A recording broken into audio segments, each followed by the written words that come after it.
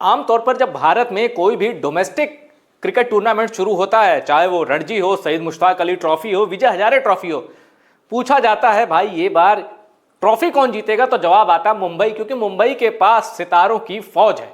भारत की सबसे VVIP team है मुंबई। लेकिन इस बार करिश्मा हो गया, कर्नाटक ने मुंबई को रौंद दिया। विजय हजारे ट्रॉफी के पहले सेमीफाइनल में कर्नाटक की रन मशीन देवदत्त पड्डीकल ये रुकने का नाम नहीं ले रही थी, और मुंबई के जो सितारे थे कुछ इंडिया वर्सेस न्यूजीलैंड मैच में बिजी हो गए, कुछ कहीं चले गए, तो इसका खामियाजा मुंबई को भुगतना पड़ा और कर्नाटक ने विजय हजारे ट्रॉफी का पहला सेमीफाइनल जीत लिया।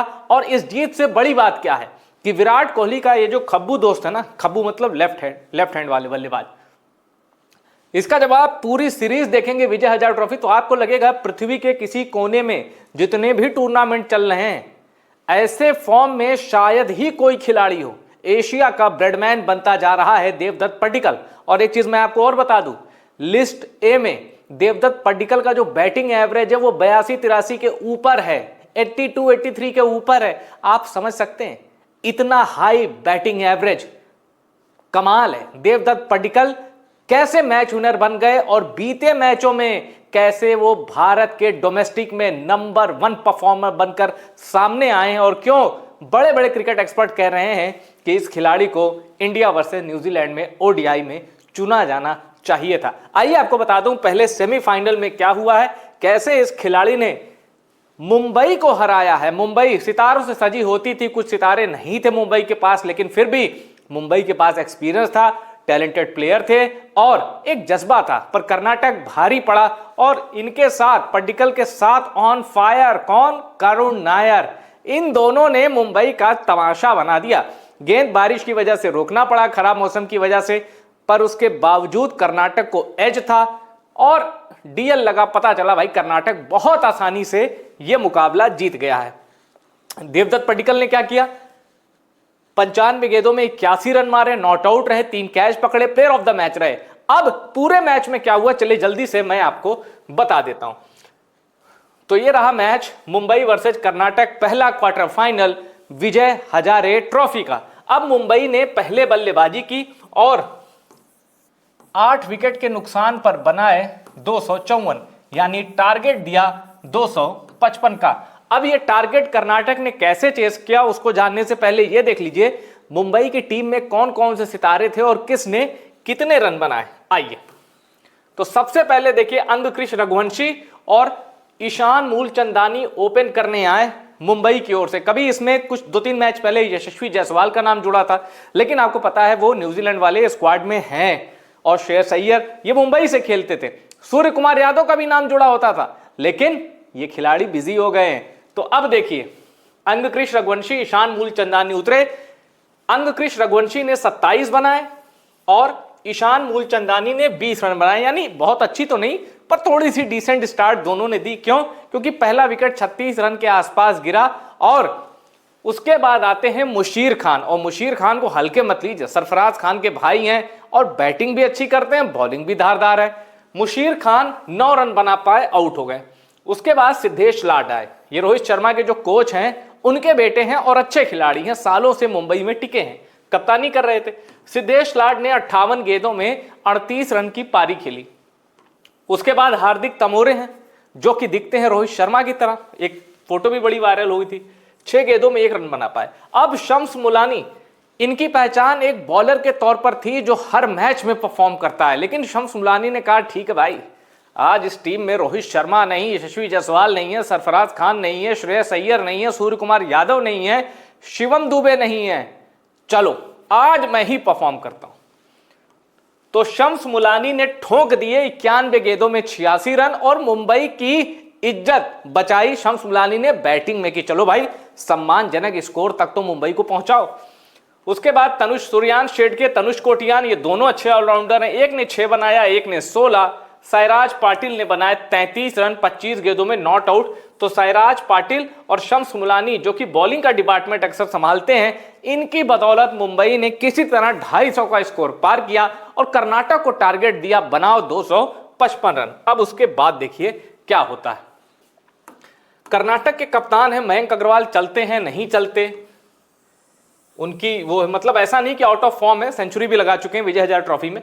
तो मयंक अग्रवाल ने 24 गेंदों में 12 रन बनाया और आउट हो गए सस्ते में। मुंबई को लगा यस कर सकते हैं हम फाइट बैक और छीन सकते हैं कर्नाटक से मैच, लेकिन इसके बाद कोई विकेट ही नहीं गिरा। देवदत्त पड्डीकल, मैं आपको बता चुका हूं, 95 गेंद खेली इन्होंने और रन ठोके 21 और इनका स्ट्राइक रेट था 85+, 11 चौके मारे। अब देवदत्त पड्डीकल के साथ किसने खूंटा गाड़ के कर्नाटक को जीत दिलाई? जिन्होंने ट्वीट किया था dear cricket give me one more chance, Karun Nair. Karun Nair ने क्या किया? 80 गेंदों में 74 रन की पारी खेली और कमाल की बात देखिए, पड्डीकल ने भी 11 चौके लगाए, करुण नायर ने भी 11 चौके लगाए। तो ये जो 22 चौके लगे ना, मुंबई ने सरेंडर कर दिया, हिम्मत ही हार गए। और फिर जब बारिश की वजह से खेल रुका तो पता चला कि भाई जो इस हिसाब से अगर, क्योंकि 33 ओवर बाद बारिश की वजह से खेल रुक गया, तो फिर पता चला कि अगर यही मैच रोका जाता तो टारगेट होता 133, पर कर्नाटक बना चुकी थी 187। इसलिए कर्नाटक को डीएल मेथड के हिसाब से जीता हुआ माना गया। रिकॉर्ड बुक में दर्ज हो गया कि पहला सेमीफाइनल कर्नाटक ने 55 रन से जीता है। अब यानी आप मतलब देख रहे हैं, एक तो बाद में बैटिंग कर रही है कर्नाटक, ऊपर से रन से जीत रही है। ये सिर्फ तब चमत्कार होता है जब डीएल लगता है, टेकवर्थ लुइस। तो ये मेथड लगा और यहां कर्नाटक ने बाजी मारी। अब आपको जानने के लिए सबसे बड़ी चीज क्या है कि भाई जरा दिखाओ देवदत्त पड्डीकल किस फॉर्म में चल रहे हैं। यूं ही मैं उनकी इतनी तारीफ कर रहा हूं या वो परफॉर्म भी कर रहे हैं? चलिए देखते हैं। ये इनिंग आपने देख ली 81 रन वाली, मुंबई खिला, बता दिया मैंने इसके बारे में। इसके पहले उनका मुकाबला हुआ था मध्य प्रदेश से, उसमें उन्होंने 35 रन बनाए। राजस्थान से उससे पहले मुकाबला हुआ 91 बनाए। त्रिपुरा से हुआ 108 बनाए। पुडुचेरी से था 113 बनाए।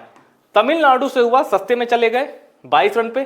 केरल से हुआ, केरल का बॉलिंग अटैक अच्छा है, 124 ठोके। और ईशान किशन की झारखंड से जब सामना हुआ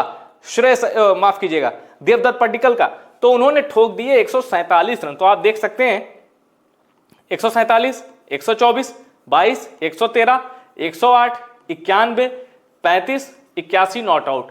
इस फॉर्म में विजय हजारे ट्रॉफी में दूसरा कोई बल्लेबाज नहीं है। और देवदत्त पड्डीकल चूंकि डोमेस्टिक सॉइल पर इतना खतरनाक खेल रहे हैं, और न्यूजीलैंड भी आई थी भारत में ही खेलने, इसीलिए कहा जा रहा था कि यार ये जो श्रेयस अय्यर वाला स्पॉट है ना, थोड़ा उनको रेस्ट दो और देवदत्त पड्डीकल को भर लो, आगे के लिए श्रेयस अय्यर को थोड़ा रेस्ट दो। पर श्रेयस अय्यर पर भरोसा जताया गया, क्योंकि भारत का जो फैंटास्टिक 5 है ना, ऊपर से शुरू होता है शुभमन गिल, रोहित शर्मा, विराट कोहली, श्रेयस अय्यर और केएल राहुल। कमाल का है ये फैंटास्टिक 5। तो ये फैंटास्टिक 5 में श्रेयस अय्यर आते हैं तो और मजबूती मिलती है टीम इंडिया के बैटिंग लाइनअप को। तो श्रेयस अय्यर को वहां रखा गया, वरना एक सेलेक्टर्स जो एक्स सेलेक्टर्स हैं और जो क्रिकेट के सीनियर हैं, वो देवदत्त पड्डीकल के लिए पिचिंग कर रहे थे कि भाई देवदत्त पड्डीकल को खिलाओ। खैर सेलेक्ट नहीं हुए, पर देवदत्त पड्डीकल का काम है परफॉर्म करना, क्योंकि आदमी खुद को खुद से सेलेक्ट नहीं कर सकता है। तो देवदत्त पड्डीकल का जो काम है वो कर रहे हैं और सेमीफाइनल में पहुंचा दिया है उन्होंने कर्नाटक की टीम को। अब सेमीफाइनल और फाइनल जिताने का जो सबसे बड़ा जिम्मा है कर्नाटक में किसी के कंधों पर, वो नाम है देवदत्त पड्डीकल का, विराट कोहली के खब्बू दोस्त का। रिपोर्ट पसंद आई, रिपोर्ट शेयर करिएगा, कमेंट बॉक्स ओपन है, लेकिन यह जरूर बताइएगा कि विजय हजारे ट्रॉफी कौन जीतेगा, क्योंकि अभी बहुत जो ताकत दिखानी बाकी है और दिल्ली भी है, मुकाबले अभी शुरू होने वाले हैं। कमेंट जरूर करिएगा कौन जीतेगा विजय हजारे ट्रॉफी।